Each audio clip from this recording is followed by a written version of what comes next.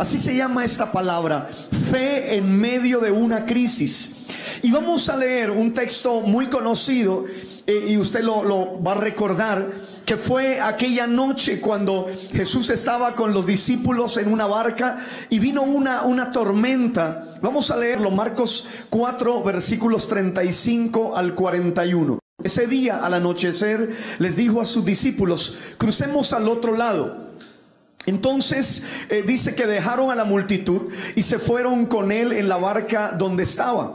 También le acompañaban otras barcas. Se desató entonces una fuerte tormenta y las olas azotaban la barca tanto que ya comenzaba a inundarse. Jesús, mientras tanto, estaba en la popa durmiendo sobre un cabezal. Así que los discípulos lo despertaron. Maestro, gritaron, ¿no te importa que nos ahoguemos? Él se levantó, reprendió al viento y ordenó al mar: silencio, cálmate. El viento se calmó y todo quedó completamente tranquilo. Y ahora viene Jesús y habla con ellos y les dice: ¿por qué tienen tanto miedo? Les dijo a sus discípulos: ¿todavía no tienen fe? Ellos estaban espantados y se decían uno a otro: ¿quién es este que hasta el viento y el mar le obedecen? Y creo que este es un cuadro perfecto para hablar de una crisis, una tormenta. Y de ella lo decía ahora: tú estás bien.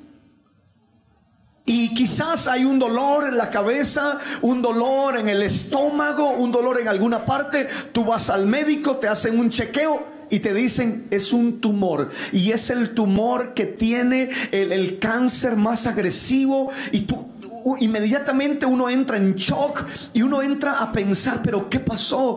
Y esto, mientras tú estabas tranquilo, esto se estaba desarrollando. Había un tumor en la cabeza, había un tumor yo no sé dónde, había una enfermedad que silenciosamente estaba trabajando en tu vida, y uno entra en crisis. Y parece que todos están bien aquí en la barca. Todos están bien, van rumbo al otro lado, van a una ciudad, y de repente se desató una tormenta. Pero eso es una crisis. Ahora, mira lo que sucedió en medio de esa tormenta, que es lo que a nosotros nos suele pasar en medio de los problemas, en medio de las crisis. Los discípulos estaban tan asustados, los discípulos estaban tan llenos de miedo, ellos están tan desesperados, ellos están pensando que se van a ahogar. Pero Jesús está durmiendo, está tranquilo. Y ellos vienen donde el Señor y le hacen un reclamo: Señor, levántate, que nosotros nos vamos a ahogar. ¿Acaso no te das cuenta de esta tormenta? Y Jesús se levanta, reprende al viento, al mar: quédate tranquilo, cálmate. Y el viento y el mar se quedaron callados. Y ahora Jesús viene donde los discípulos, y a mí me llama la atención que el Señor les hace como un reclamo. Y Jesús está muy asombrado del comportamiento de ellos. Y Jesús les dice: ¿ustedes por qué están así tan asustados? Y Jesús les dice: ¿dónde está la fe de ustedes? Ellos estaban pensando que se iban a morir. Ellos estaban pensando que se iban a ahogar. Estaban pensando que ya era el final. Pero el Señor les dice: no, el momento de una tormenta, el momento de una crisis, es el momento para que uno saque la fe a relucir. No es cuando las cosas simplemente están bien, es en medio de las crisis que la fe nuestra tiene que salir. Entonces por eso Jesús les dice: ¿dónde está la fe de ustedes? Y siempre cuando yo leo ese texto, inmediatamente yo pienso: a ellos se les olvidó quién estaba en la barca con ellos. Y uno a veces como que se va y se le olvida quién está en la barca. Tú no puedes olvidarte quién está en la barca tuya. En la barca tuya va Jesús, el que calma tormentas. Entonces no voy a estar tan desesperado. Yo sé que humanamente nos desesperamos. Yo sé que humanamente entramos a veces en la palabra que estamos usando, en shock. Yo sé que a veces humanamente hay situaciones que nos golpean y que nos dan muy duro, claro, en esta carne, en esta humanidad nuestra. Pero está bien, no nos podemos quedar allí. Hay un momento donde ya termina esa parte y yo tengo que sacar la fe. Y yo quiero que pensemos en algo nosotros. Porque Dios no nos ha dejado abandonados ni huérfanos. Imagínate todas las cosas que nosotros tenemos. Nosotros tenemos, mira, de todo lo que Dios nos ha dotado. Tenemos el poder de la oración, que no es nada pequeño, que no es nada poco. Tenemos el poder de la fe. Por ahí dice la Biblia que la fe mueve montañas. Tenemos el poder de la palabra de Dios. Tenemos el poder de la sangre de Cristo. Tenemos el poder de la alabanza. La Biblia dice que Dios nos ha dado el poder para hacer riquezas. Y podría yo seguir hablando de todas las cosas con que Dios nos ha dotado. Y a veces nosotros parece que como que Dios no nos hubiera dado nada. Es como la escena de alguien con la nevera, con el refrigerador lleno y muriéndose de hambre. ¿Ha visto usted a esos hombres inútiles que la esposa no está y ellos se tiran a morir? Y cuando llega la esposa lo encuentra ahí como un perro flaco acabado. ¿Qué hubo? ¿Qué pasó? ¿No has comido nada? No, como nadie me prepara. O sea, es un inútil. O sea, pero yo con una nevera llena, yo no necesito a nadie. ¿Sí o no? Hay carne, hay huevos, hay papas, hay plátanos, hay de todo allí. O sea, ¿cómo te vas a morir de hambre con la despensa llena? Con el refrigerador lleno. Entonces, mírenme acá por favor, porque esto es poderoso y tenemos que pensar en esto.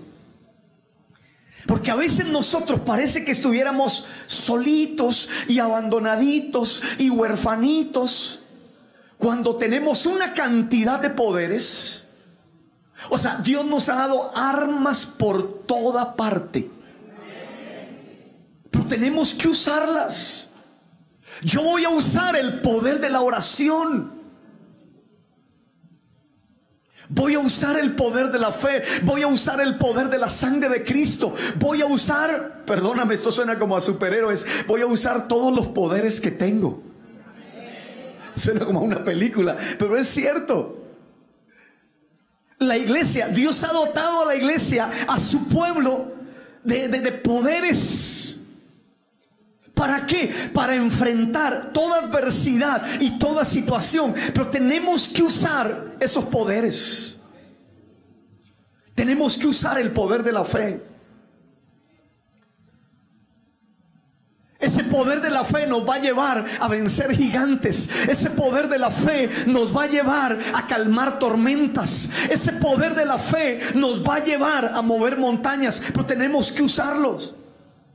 Hebreos 11, 33 y 34 dice: por fe conquistaron reinos, hicieron justicia, alcanzaron promesas, taparon bocas de leones, apagaron fuegos impetuosos, evitaron filo de espada, sacaron fuerzas de debilidad, se hicieron fuertes en batalla, pusieron en fuga ejércitos extranjeros.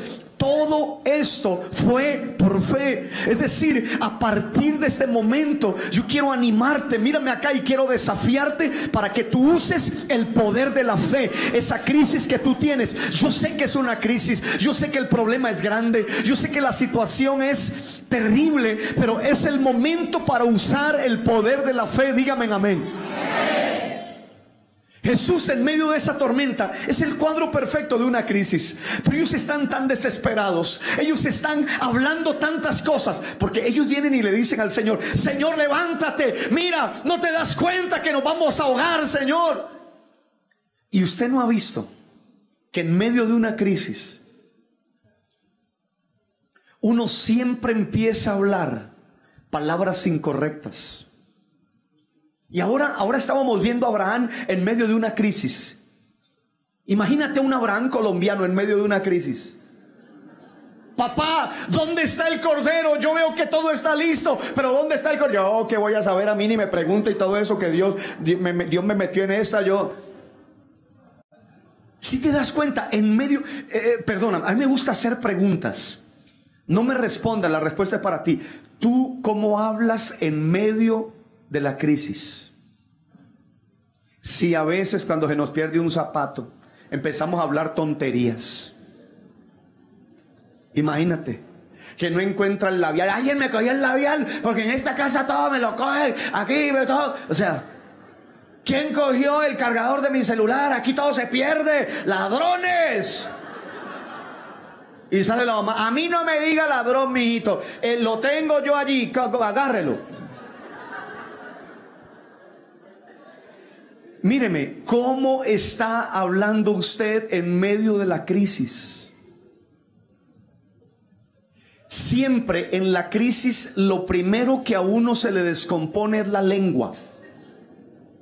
Lo primero que se le descompone es la lengua. Y entonces, y uno empieza a hablar. Y sabe que el Señor me hablaba estos días. Escuchen.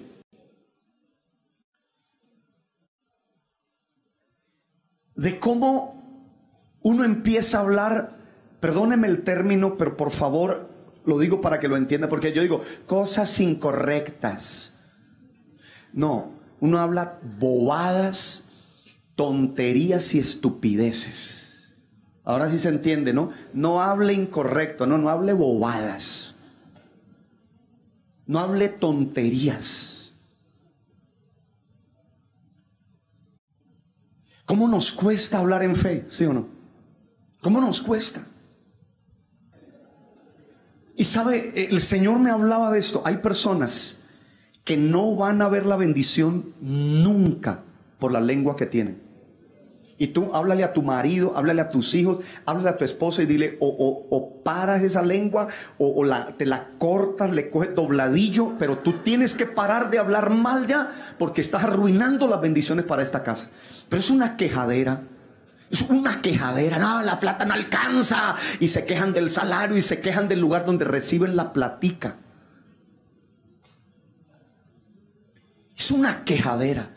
Cuando usted vea a esos trabajadores que están quedando, échelos, hermano, échelos, porque le están dañando el ambiente de la empresa. Ay, y se reúnen porque hacen grupetos allí. Hacen, no, ¿y qué? Y en las quincenas. ¿Y cómo te llegó a vos? ¿Te llegó el recorte ya? Sí, no, me llegó. No, pero eso no. Y usted trate de ubicar micrófonos o cámaras, no sé, o una persona que tenga esos oídos afinados, que se pare por allí cerca y dile, me informas todo lo que hablen acá. Y cuando tú veas, porque mire, escuchen, hermano, yo sé que para nosotros esto es, pero no hay nada más peligroso que la queja. Mire, y hay gente cristiana de años en iglesias que usted no los ve prósperos, usted los ve acabados siempre, pero es por la lengua que tienen, hermano. Y yo les tengo que hablar a ustedes claro. Pero es una quejadera por todo. Estamos agobiados por el invierno. Llevamos 3 días de calor. No, pero ese calor que hizo. Hermano, váyase para Alaska. Esto es Cali, papá. Este es el clima de Cali.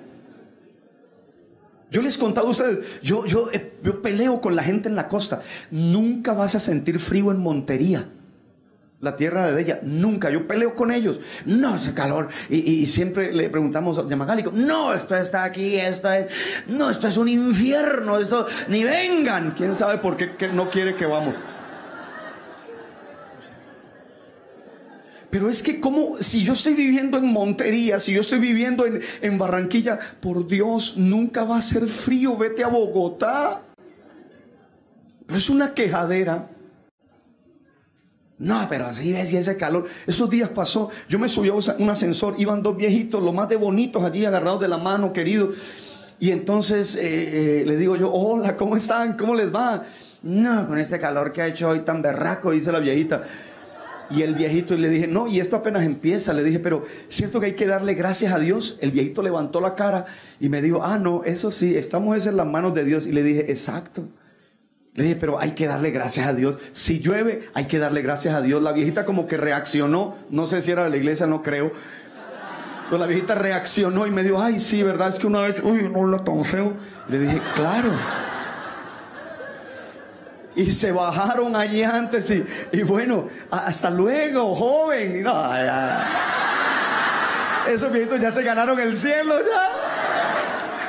Pero escuche, mire, porque nos pasa a todos. Una quejadera, vamos a parar ya con la quejadera.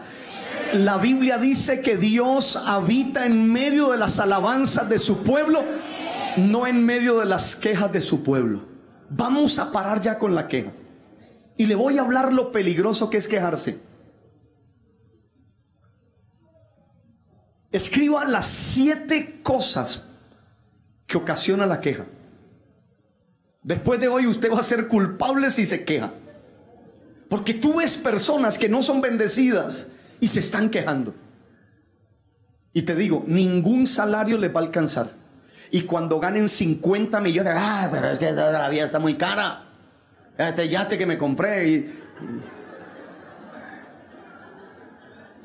Número 1, la queja empeora las cosas. Hay un trancón y uno quejándose. No, pero ese alcalde desgraciado, ese cómo lo elegimos. Pero lo mismo dijimos del pasado. Es un inepto, es que hubiéramos votado por el otro. Número 1, la queja empeora las cosas. Número 2, la queja nos vuelve negativos y pesimistas. Uno se empieza a quejar y se vuelve así.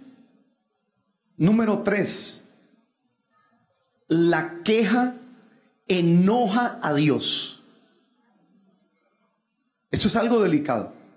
Dice que el pueblo de Israel iba por el desierto y empezaron a quejarse. Nosotros queremos carne, ya estamos cansados del maná. Y Dios dijo, pues, ¿qué tal es? Y dice que Dios envió serpientes ardientes para que mordieran al pueblo. ¿Y sabe qué son esas serpientes ardientes hoy? Esos problemas que no se solucionan, esas situaciones difíciles que llegan. Están escribiendo, les voy a repetir. Número 1, la queja empeora las cosas. Número 2, la queja nos vuelve negativos y pesimistas. Número 3, la queja enoja a Dios. Número 4, la queja, lo que yo les decía del ambiente laboral, la queja va creando un ambiente de pérdida, una atmósfera. Esto es tan delicado, esto de las atmósferas. Por ejemplo, cuando hay una fiesta, se crea una atmósfera. Hay bombas, hay unas luces, si es un cumpleaños, alguna cosa así. Si es alguna fiesta a un niño, hay una decoración muy linda. Pero lo que están haciendo es crear una atmósfera. Cuando uno se empieza a quejar y a quejar, uno va creando una atmósfera de pérdida. Número 5, la queja bloquea las bendiciones, porque impide que recibamos la gracia y el favor de Dios. Imagínate lo que nosotros estamos haciendo y lo que estamos provocando. Bloquea las bendiciones. Número 6, la queja nos enceguece. Uno se empieza a quejar y uno no ve a Dios por ningún lado. Y volvamos al caso de Abraham. Piensen en Abraham. Papá, ¿dónde está el cordero para el holocausto? ¿Dónde está el cordero para la ofrenda? Y Abraham no está viendo nada, pero él dice, Dios proveerá. Pero cuando uno se está quejando, uno se enceguece. Por eso los ingratos son ciegos. Porque tú puedes hacer lo que sea por un ingrato, pero siempre estarás en deuda con un ingrato. No es que no han hecho nada, es que yo merezco más. Que vas a merecer? Solamente por el hecho de decir que mereces, no mereces. Es que yo he hecho más, es que... Y uno se vuelve ciego cuando uno se queja. Y número 7, nos volvemos personas amargadas cuando nos quejamos. Nos volvemos personas amargadas. Ahora, cuando tú lees la Biblia, tú te das cuenta que hombres y mujeres de Dios tuvieron crisis. Cuando tú lees, hablamos de Abraham, pero cuando tú lees la vida de Job, cuando tú ves la vida de cada persona, tuvieron crisis. Pero Dios nunca los dejó en la crisis. De allí Dios los levantó y de allí Dios los bendijo. De allí Dios les dio la victoria. Y eso es lo que yo vine a decirte hoy de parte de Dios. Dios te va a sacar de tu crisis. Dios te va a dar la victoria en esa crisis que tú tienes. Dios te va a bendecir. Él te va a levantar. Él te va a ayudar. Él está peleando por ti. ¿Recuerdan el caso de Pablo y Silas? Eso sí es una crisis. Ellos están predicando, Pablo y Silas están predicando en la ciudad de Filipos, y por estar predicando los toman presos, les dan una golpiza y ahora ellos están en la cárcel, están heridos. ¿Y sabes qué se ponen a hacer? En medio de esa crisis empezaron a orar y empezaron a cantar. Pero era el momento de la queja, pero ellos sabían lo que produce la queja, y tú tienes que saberlo después de hoy. Voy a alabar a Dios, sea que perdamos, sea que ganemos, vamos a darle gloria a Dios. Vamos a honrar el nombre del Señor. Vamos a bendecir a Dios en toda circunstancia. Y ellos empezaron a orar y empezaron a cantar y provocaron algo sobrenatural de Dios. Provocaron milagros, provocaron que la mano milagrosa de Dios se metiera allí. Dios trajo la bendición que ellos estaban esperando. Esta leve tribulación pasajera no se compara con la gloria venidera. No se compara con lo que Dios va a hacer contigo. Déjame decirte esto: tu crisis terminará en un gran milagro. Voy a repetírtelo: tu crisis terminará en un gran milagro, y Dios te va a sacar de tu crisis. Dios te va a dar la victoria. Tienes que declarar la palabra de Dios, tienes que adorar el nombre del Señor, tienes que bendecir a Dios con todo tu corazón. Yo sé que tú vas conmigo en medio de esta tormenta. Yo sé que tú estás en mi barca, Señor, y esto va a pasar y esto va a terminar, Señor. Pero lo peor en medio de una fe, en medio de una crisis, es perder la fe. Perder esa fe que tenemos en el Señor. Lo peor que uno puede hacer. Y tú te das cuenta de personas. ¿Por qué no eres ya cristiano? No, es que tú oyes cuando la gente se ausenta de la iglesia. ¿Y por qué no volviste a la iglesia? No, yo, con tantos problemas. ¿Qué? ¿Pero qué cosa? Entre más problemas yo tenga, más cerca debo estar de Dios, más aferrado voy a estar a la mano de Dios. No me voy a alejar de la iglesia, no me voy a alejar del Señor. No me voy a soltar de la mano del Señor. Ahora, déjame decirte esto. Hay algo que sucede cuando uno tiene una crisis. A todos nos pasa. Sea en la salud, sea en las finanzas, sea una crisis matrimonial, sea una crisis en el área que sea. El enemigo empieza a bombardear nuestra mente. Y la almohada que no habla empieza a hablar. Y uno empieza a escuchar todas esas voces. Es lo que la Biblia llama los dardos de fuego del maligno. ¿Y a dónde van los dardos de fuego del maligno? A nuestra mente. Escuchen esto, que es interesante. Por eso hay personas que un pensamiento los bloquea. Un pensamiento de suicidio. Y a la gente no se le sale eso. Y no se le sale eso. Y ese pensamiento taladra la mente de ellos. Y están allí. Hay personas que terminan en hospitales de reposo por problemas psiquiátricos. Y están pensando porque no han podido tomar control de su mente. No han podido detener esos dardos de fuego del maligno. ¿Y cómo se detienen, pastor? Esos pensamientos: te vas a morir, de esta no vas a salir. El enemigo empieza a bombardear la mente. Vas a ir a parar a la cárcel. Ya te estás viendo en la tumba, te vas a morir. Tu matrimonio se va a acabar, no vas a tener para pagar. Este es el final. Y el enemigo empieza a hablarnos: no tienes nada. Después de tantos años no eres nada, no tienes nada. Yo soy lo que Dios dice que yo soy. Y el enemigo empieza: Dios no te ha perdonado. Pero yo no voy a escuchar eso. Ese no es el Espíritu Santo. Dios no te ha perdonado, Dios no te ama. Por eso Dios no te oye. Y el enemigo muchas veces usa palabras que uno dice. Escucha lo que el pastor Arles dijo. Acuérdate, el pastor lo dijo o no lo dijo, tú lo escuchaste. Y uno empieza hasta a hablar. Por eso tú ves que hay gente que va en la calle y va hablando. Pero ¿sabes por qué? Porque están recibiendo pensamientos. Eso es algo tan delicado. ¿Cómo uno puede detener esos dardos de fuego del maligno que van a la mente? No vas a salir adelante. Ese cupo en la universidad no es para ti. No te van a aprobar ese crédito. No te lo van a aprobar. No, eso no es para ti. Y el enemigo empieza a bombardear. ¿Y sabe qué pasa después del enemigo bombardear la mente? Que uno empieza ya dizque a visualizar. ¿No has visto que uno tiene tanto poder para visualizar lo malo? Pero ¿tú has escuchado a alguien que se visualice en una isla por allá en vacaciones? No, nadie. Visualizamos es lo malo. Todo se va a acabar, todo se va a venir al suelo, pero tú no te visualizas en abundancia. Señor, gracias por la abundancia. Y la estoy viendo ya. Lo que yo les he contado, hasta nuestros sueños son trágicos. Yo iba volando y me estrellé. Me metí a una casa y no había salida. Siempre no, y yo estaba y corría y me perseguían. Pero ¿cuándo se va a soñar usted sueños buenos? No, yo estaba sentado y eso había comida, pero eso, una comida deliciosa. Nadie sueña eso. No, eso yo. Y abrí la nevera, no había nada. Y yo comiéndome las uñas y ya ni uñas tenía.